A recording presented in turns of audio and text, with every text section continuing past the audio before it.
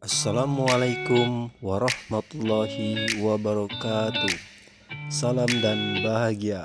Halo Bapak Ibu, jumpa lagi bersama saya Firmansyah, calon guru penggerak angkatan 9 dari SD Negeri 1 Sungai Rotan, Kabupaten Muara Enim, Provinsi Sumatera Selatan. Dalam kesempatan ini saya akan memaparkan tugas 1.1.A.8, koneksi antar materi, kesimpulan dan refleksi modul 1.1. Ada 3 pertanyaan pemantik dalam kesimpulan dan refleksi modul 1.1 kali ini.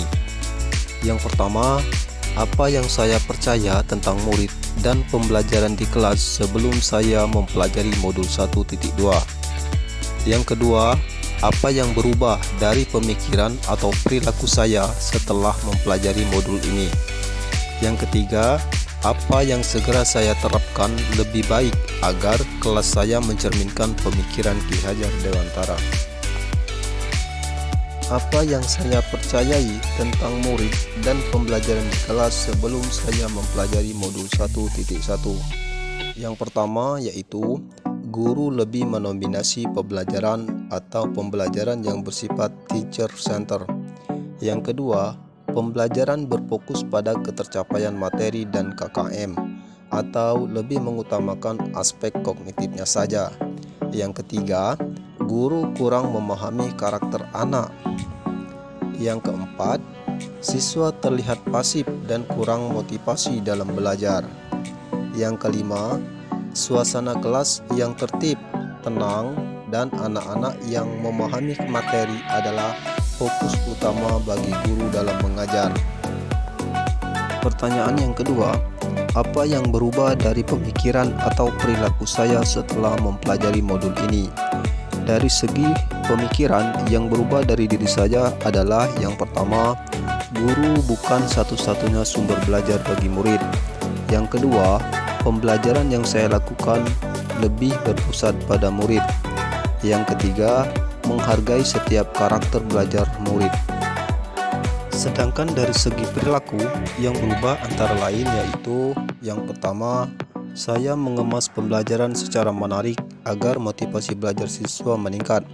Yang kedua, memberi kebebasan kepada setiap anak untuk menyelesaikan tugas sesuai dengan bakat, minat, dan kreativitasnya masing-masing. Yang ketiga, lebih cermat melihat bakat anak atau menuntun sesuai kodratnya. Pertanyaan yang ketiga, apa yang dapat segera saya terapkan lebih baik agar kelas saya mencerminkan pemikiran Ki Hajar Dewantara? Ada beberapa hal yang saya terapkan, yaitu yang pertama, merancang pembelajaran yang interaktif dan menyenangkan dengan melibatkan peserta didik.